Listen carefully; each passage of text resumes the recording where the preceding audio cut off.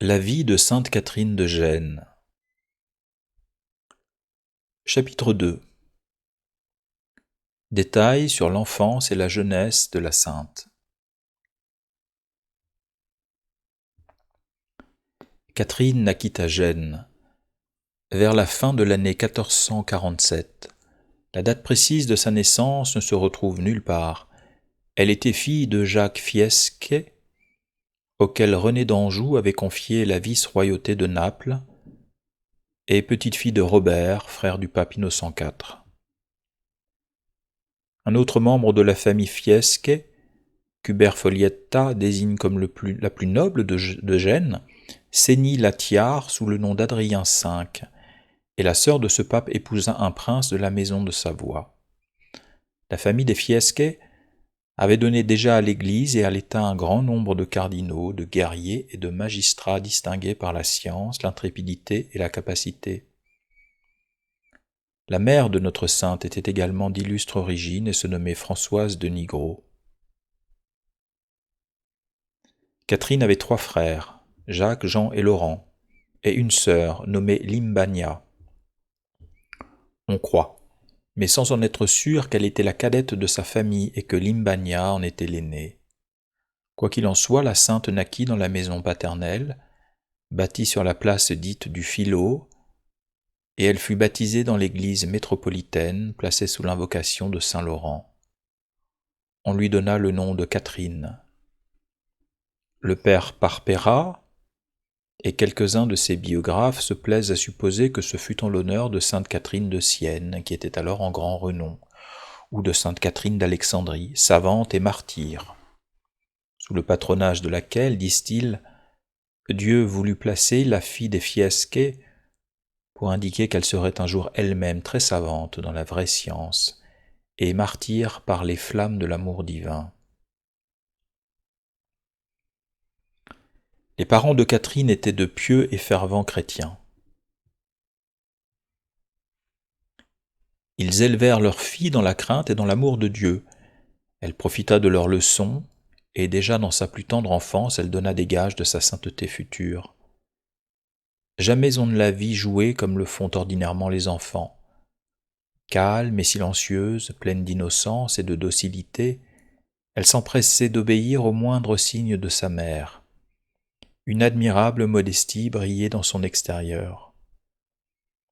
Et dès ses plus jeunes ans, sa conduite témoignait de son ardente charité envers Dieu et le prochain. Elle avait à peine atteint sa 8e année lorsque Dieu la favorisa à un degré extraordinaire du don de l'oraison. Le témoignage de ses biographes et de ses contemporains est unanime à cet égard, et ce témoignage a été confirmé de la manière la plus solennelle par le pape Clément XII dans sa bulle de canonisation. La petite Catherine se retirait dans les lieux les plus cachés du palais de son père pour méditer sur la passion de notre Seigneur. Et souvent, après l'avoir cherchée pendant longtemps, on la trouvait enfin baignée de larmes et livrée à de sublimes contemplations. Une image représentant Jésus-Christ mort, couché sur le sein de la très sainte Vierge, était suspendue dans la chambre de l'enfant. Catherine sanglotait toutes les fois qu'elle levait les yeux vers ce tableau, et suivant l'un de ses premiers historiens, on voyait alors exprimer sur son visage toute l'amertume des douleurs du Sauveur, et un tremblement extraordinaire s'emparait de ses membres. Alors aussi un immense désir de partager les souffrances de Jésus-Christ remplit son jeune cœur, que pénétrait la compassion la plus tendre et la plus ardente, et dans sa ferveur elle voulut au moins user des moyens qui étaient à sa disposition afin de souffrir avec son bien-aimé et pour lui. Elle commença donc à mener une vie austère et mortifiée. Elle s'interdit entièrement l'usage des mets qui flattaient son goût. Et tous les soirs, elle ôtait le matelas et les draps de son lit pour coucher sur une simple paillasse. Un morceau de bois remplaçait son oreiller. Elle se retranchait de son sommeil autant qu'il lui était possible. Catherine avait soin de cacher ses austérités aux personnes qui l'entouraient et aux femmes qui la servaient. Lorsqu'elle fut arrivée à l'âge de 12 ans, son oraison atteignit un degré encore plus sublime. Elle a fait connaître elle-même l'état dans lequel elle se trouvait alors. Sa disposition était celle de l'abandon le plus parfait à la conduite de Dieu et à la volonté de la Providence envers elle. Elle se sentait entraînée à contempler sans cesse les choses du ciel, dans lesquelles elle mettait sa joie et ses délices. Se reconnaissant faite pour elle, elle s'en nourrissait, y trouvait son repos, et foulait aux pieds les biens de la terre qui ne lui inspiraient qu'horreur et dégoût. À cet âge également, les avantages physiques de Catherine excitaient l'admiration de tous ceux qui l'approchaient. Ses contemporains nous font d'elle les portraits les plus charmants. La beauté extérieure, dit son plus ancien biographe, n'est pour rien dans la sainteté. Elle est un don frivole et passager. Cependant, nous pensons faire plaisir à nos lecteurs en lui dépeignant Catherine telle qu'elle a été dans sa jeunesse. Elle était grande, svelte et parfaitement bien faite. Elle avait la tête bien proportionnée, le visage ovale, les traits d'une régularité admirable et une chevelure magnifique. De très longs cils noirs voilaient son regard, et son front, élevé et pur, semblait le siège de l'intelligence et de la pensée. En un mot, son extérieur était aussi aimable aux yeux du monde que son âme était agréable aux yeux de Dieu. Noble, belle et riche, elle possédait tous les biens que l'on envie ici-bas et qui pouvaient l'attacher au siècle. Mais Catherine était aussi indifférente à la beauté qu'aux autres avantages. Les hommages dont elle était l'objet ne lui inspiraient que tristesse et dégoût. Elle cherchait à s'y soustraire en vivant le plus possible dans la solitude et en restant étrangère aux conversations mondaines. La pauvreté, la souffrance et l'abjection étaient les objets de tous ses désirs, car elle aspirait à marcher sur les traces du divin Maître, qui en a fait ses compagnes chéries et fidèles durant son pèlerinage ici-bas. Mais, estimée et chérie de tout ce qui l'entourait, notre jeune sainte ne trouvait pas ce qu'elle cherchait. Lorsqu'elle se voyait caressée et fêtée, elle versait des larmes amères. Elle voulait être traitée comme Dieu traite ceux qui l'aiment particulièrement, et passer par le laborieux noviciat de la douleur et de l'humiliation. Cependant, son union avec notre Seigneur croissait et devenait de plus en plus intime et habituelle. Elle ne tenait plus à rien de ce qui est terrestre. Ses pensées étaient au ciel. Elle éprouvait de l'éloignement et de la répugnance pour tout ce qui n'est pas Dieu et ne conduit pas à lui. Les créatures lui étaient un insupportable fardeau. Elle ne se plaisait que dans la présence de Jésus-Christ.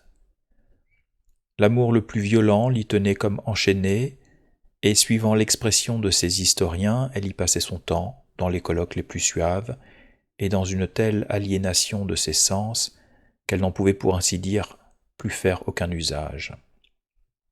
Telle était Catherine à 13 ans. Voulant se donner entièrement à Dieu, qui se communiquait à elle avec tant d'amour et de familiarité, et comprenant que la liberté d'esprit, le recueillement et le silence étaient les conditions indispensables de la vie d'oraison à laquelle elle se sentait appelée, la sainte se décida à entrer dans le cloître. On comptait alors à Gênes un grand nombre de monastères de femmes, où régnait la régularité la plus édifiante. Elle préféra le couvent appelé de Notre-Dame des Grâces. Il était soumis à la règle de saint Augustin, et Limbania, sœur aînée de Catherine, y avait pris le voile et donné les plus touchants exemples à la communauté. Catherine ouvrit son cœur à son directeur spirituel, lui fit part de son désir et le pria instamment, s'il approuvait ses pensées, de la faire admettre dans ce monastère. Le directeur, témoin des faveurs journalières dont Dieu comblait sa jeune pénitente, ne fut pas étonné de cette confidence. Toutefois, voulant éprouver encore sa vocation avant d'y donner son assentiment, il la combattit d'abord avec énergie.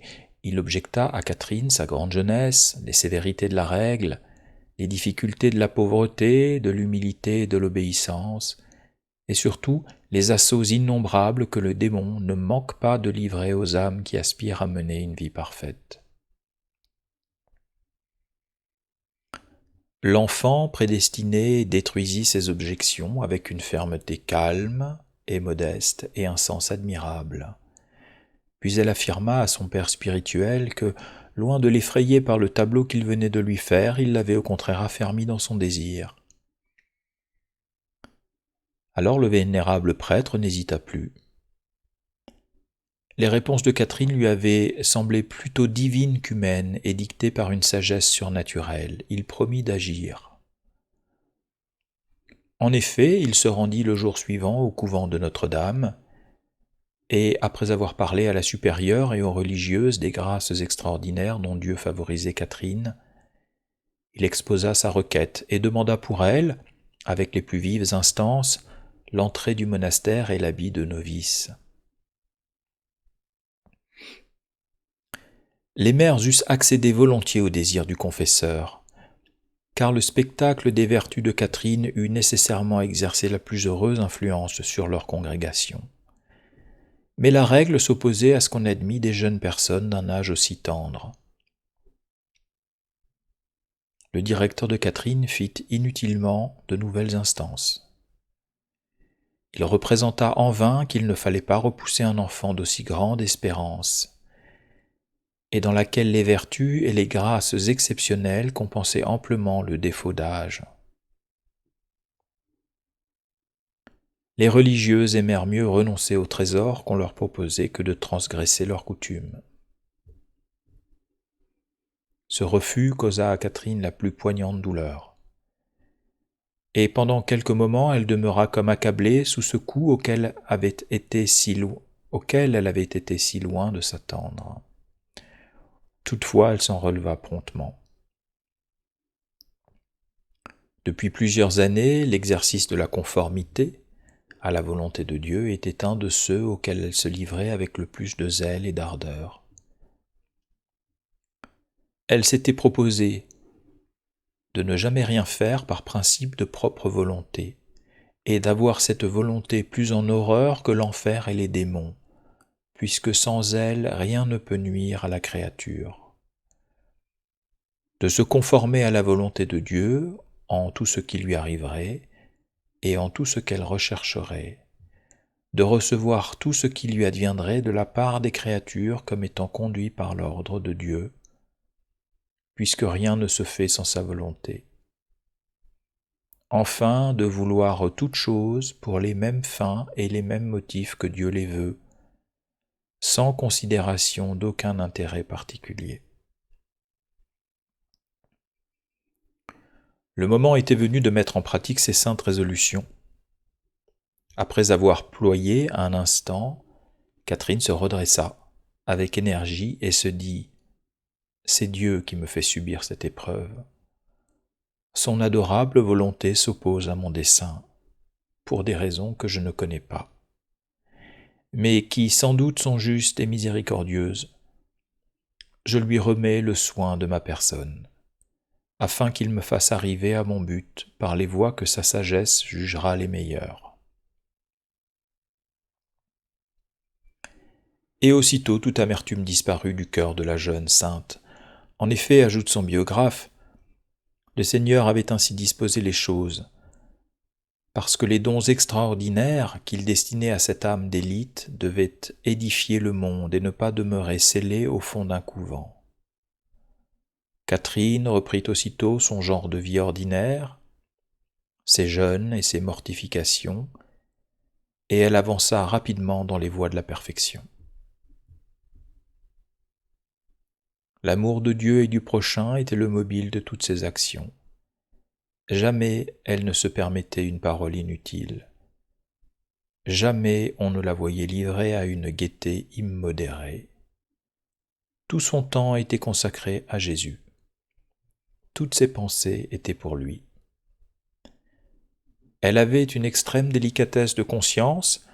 La moindre faute, la plus légère imperfection oppressait son cœur d'un poids insupportable, et elle ne retrouvait la paix intérieure qu'après avoir pleuré son péché et s'en être accusée au tribunal de la pénitence. Dieu récompensa sa fidélité à correspondre à la grâce en lui donnant une intelligence surprenante des mystères les plus augustes de la religion. Ces mystères étaient les sujets habituels des méditations de Catherine. Elle avait surtout une extrême dévotion pour la passion du Sauveur, et souvent on la trouvait agenouillée au pied de son crucifix, baignée de larmes, sanglotant, soupirant, et dans une désolation aussi grande que si elle eût eu sous les yeux l'agonie et la mort du divin Rédempteur. Telle était notre sainte au moment où elle allait achever sa 16e année. Fin du chapitre. Avant de nous quitter, si vous avez aimé cette lecture, mettez un pouce bleu, et si vous aimez la chaîne, abonnez-vous.